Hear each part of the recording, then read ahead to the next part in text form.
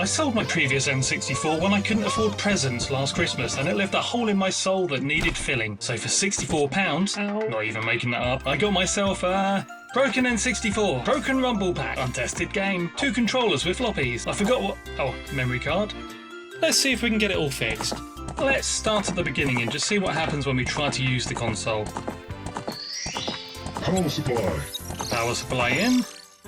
Plug in. And power! That was never going to work. It's not in very good condition. Might have to get a new shell for this old boy. Okay, power very much off. Power supply out. Oh yeah, release button. Power supply out. Let's do some testing. The power supply helpfully shows what the 6 pins are for. There are 2 pins for 3.3 volts at 2.7 amps, a 12 volt pin and 3 ground pins. Let's see if there's 3.3 and 12 volts coming out. I'm not getting anything at all, so let's open it up by taking out these 2 screws. I've got a healthy fear of capacitors, so I'm just checking to see how much is left in the fat ones. Not much, probably because I accidentally shorted one by touching the probes together. I'm guessing the issue here is the same as the last N64 video I did, where a tiny, awkwardly placed resistor fails, hidden under some silicone. The resistor is located on a breakout board, which means with my low skill level, I'll need to remove from the main board to work on. There are 13 pins holding the breakout board in place, so I'm adding some flux, which will help spread the heat from the desoldering gun around the old solder to melt it easier. Ah, the silicone. I'll just slice the lump in half and that should free it up. And that's enough. It's free now! Lower of these 2 resistors should read 1.5 kilo ohms, and I would say 1.497 is close enough for any reasonable person. This is the resistor that usually fails, apparently.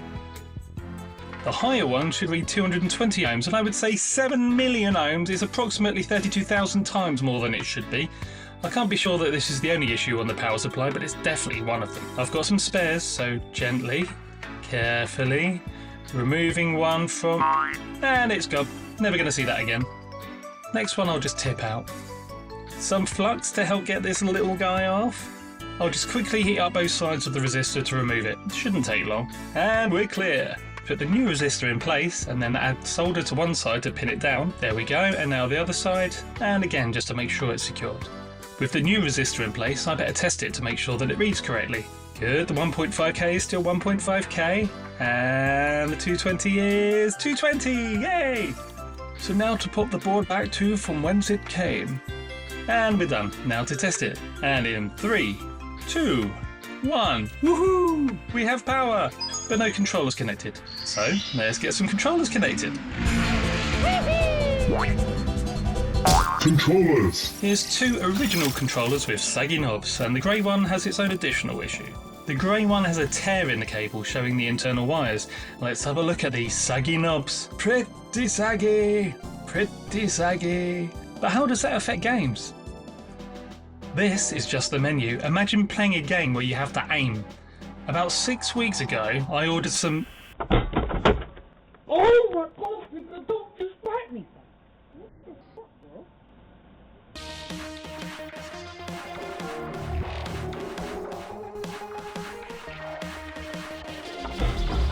Oh my God, don't distract me. Oh my God, don't distract me.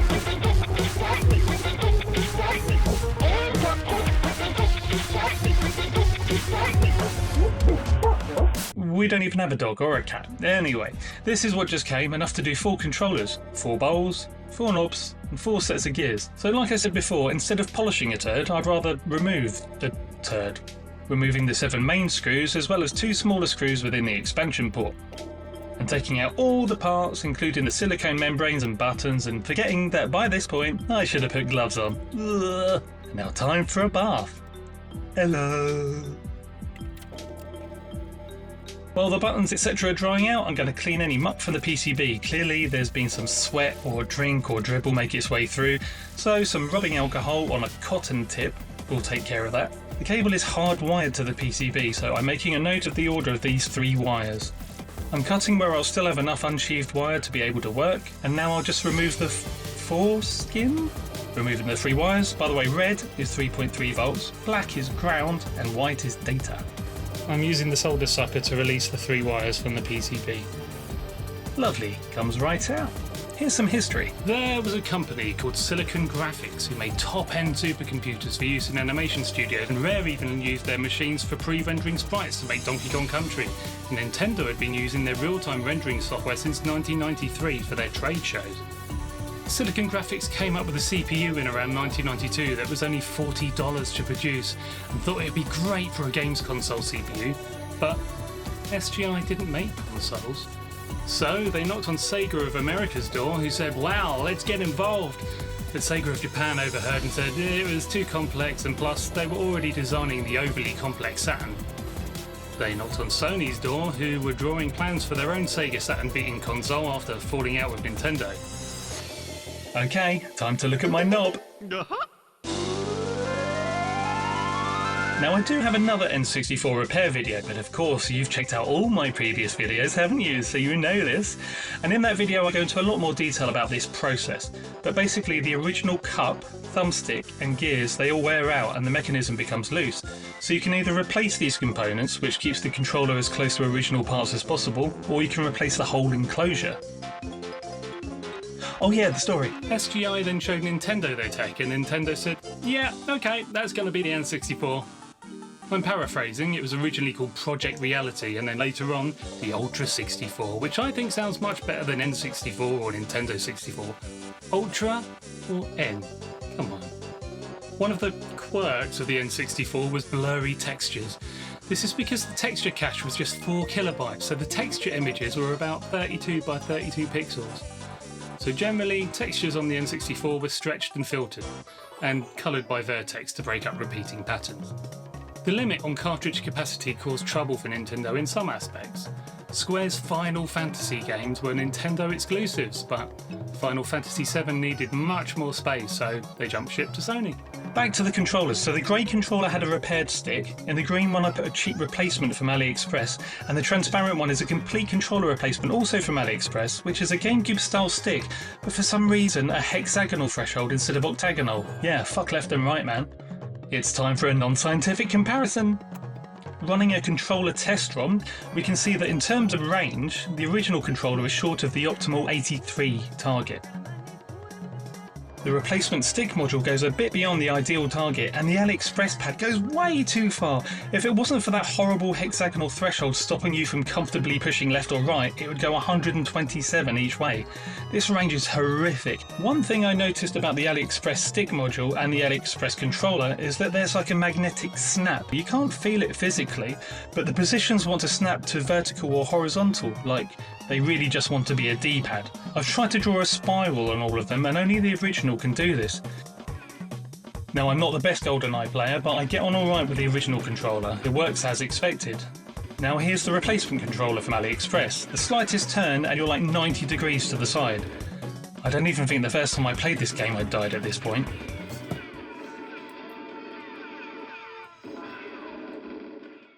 Although the original controller range is limited, it's 100% more useful than a cheap replacement stick or controller. I say 100% because the other two are literally 0% useful. And I don't know why they snap to the horizontal and vertical axes. So it's not just about the range, it's about doing what you tell it to. And only the original does that. So here's the results! A piece of shit in third, hybrid shit in second, original with just replacement components in first place. Woo! But wait, what if someone was to make a decent replacement that wasn't some cheap tap from Amaz Express? I would totally hold up the whole video production and wait 7 weeks for it to come. It's 7 weeks later and my 8-bit replacement stick arrived. It's GameCube style, but that can only be a good thing. Remember when I said the optimal range was 83? Well, this is straight up 84 on all axes, no weird axis snapping, and it feels so smooth. So this is now joint first place. It would have been solely first place, but it's not as close to a genuine stick as the one with just replacement worn parts. Functionally, it's perfect. Rumble Pak. Here's a Rumble Pak. You stick it in the N64 with 2 AA batteries and it rumbles. This one doesn't work and we're going to see why. The connector pins are giving us a little spoiler alert. Maybe the inside is okay though. Let's just see if there's any sign of battery leakage in the battery I've just brushed on some white vinegar and the fact that it's fizzing away indicates that there was a nasty battery leakage as the vinegar neutralises the alkali. Time to remove the screws and take a look at... Jesus. For £12 I've ordered a replacement PCB. Comes with everything except for the IC chip, so assuming that the chip is still working, I just transfer it over to the new PCB and we're good to go. Here's some more story. When the N64 was released in Japan, only 3 games were available. Mario 64, Pilot Wings, and utilising the full hardware capabilities, Japanese chess thing. Don't worry, when it was finally released in the UK, there was plenty of time for developers to develop. 6 games.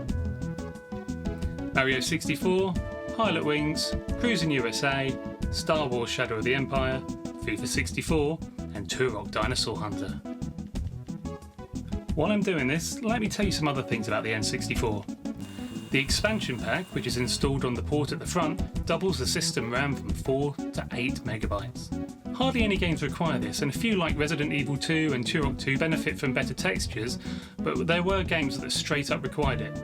Perfect Art, for example, would only let you play the multiplayer campaign without the expansion pack, and The Legend of Zelda Majora's Mask required it due to being designed with the additional resources in mind. Donkey Kong 64 allegedly had a memory leak bug that they couldn't track down, but they found that the expansion pack negated the issue, so they sold the game with the expansion pack included. Sadly, the legs of the connector for the vibrating motor disintegrated and I don't have any spares, so I'm just going to solder the motor directly to the PCB.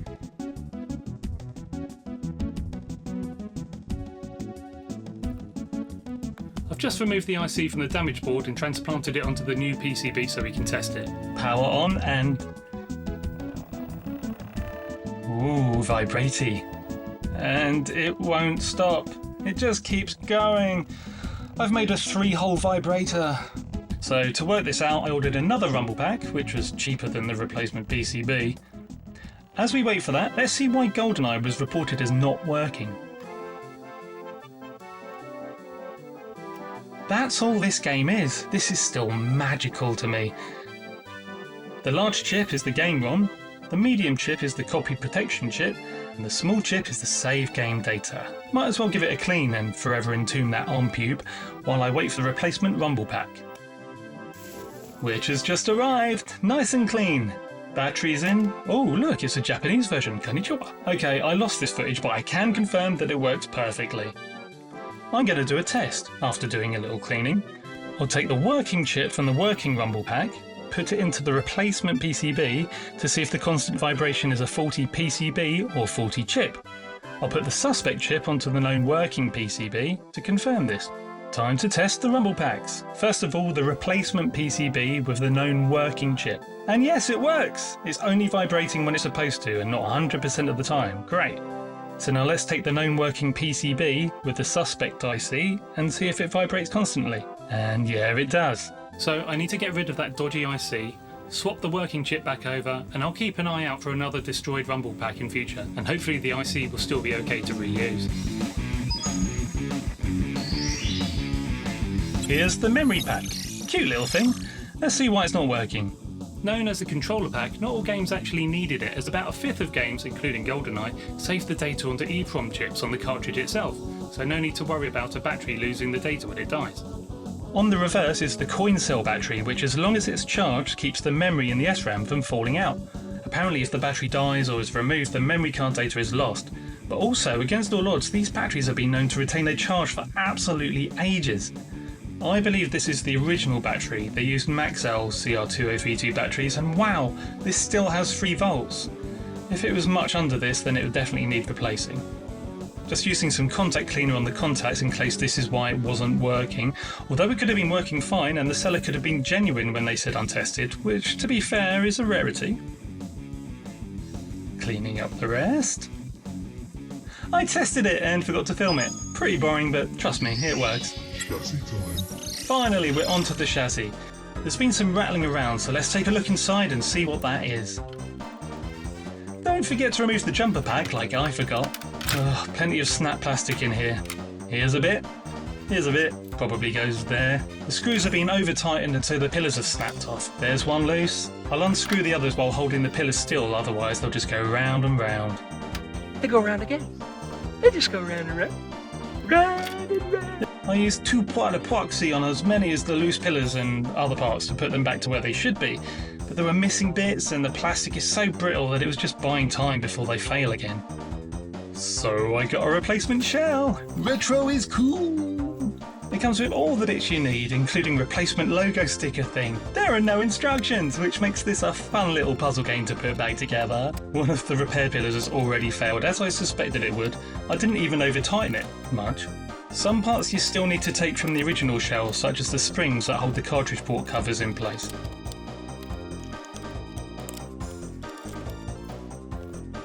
And here we have it, a new home for the N64, which almost looks more 90s than the original shell.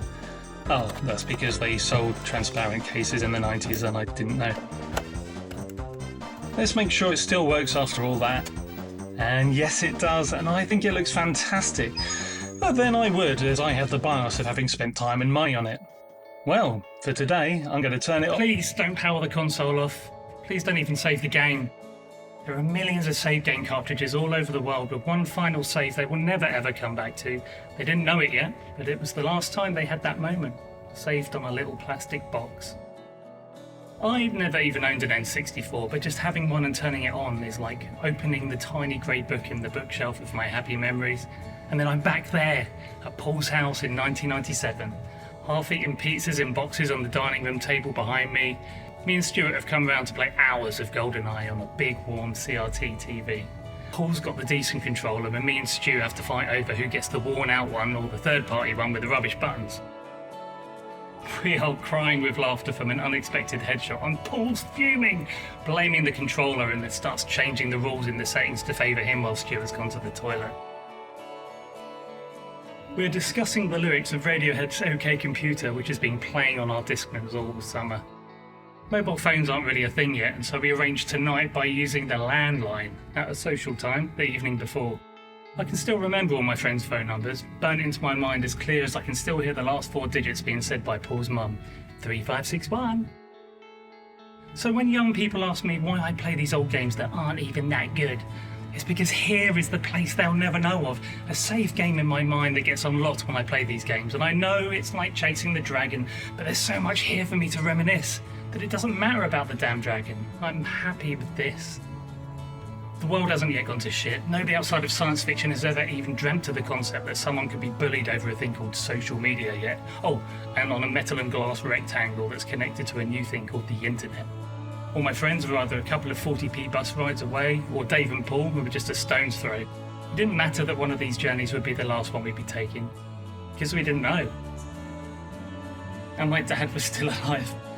Always happy to drive us around in the evening to relieve my mum of her taxi duty so we wouldn't have to walk anywhere or wait for buses.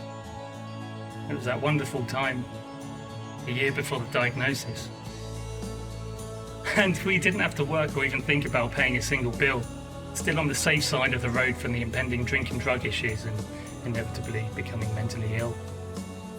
And when I check the time to see if it's too late to still be playing, just then I hear Paul's mum telling me that my dad's just called and will be here to pick me up in 10. I save the game just like I'm safely putting away this capsule of time. As I turn off the console, I can hear Paul's doorbell chime. Followed by the warmest, most comfortable combination of words to anyone who's lost their dad has ever known. Paul's dad courteously announcing, "Scott, your dad's here to take you home." So the next time someone asks me why I play a game from 1997, I'll protect my little memory of heaven. And just tell them to fuck off.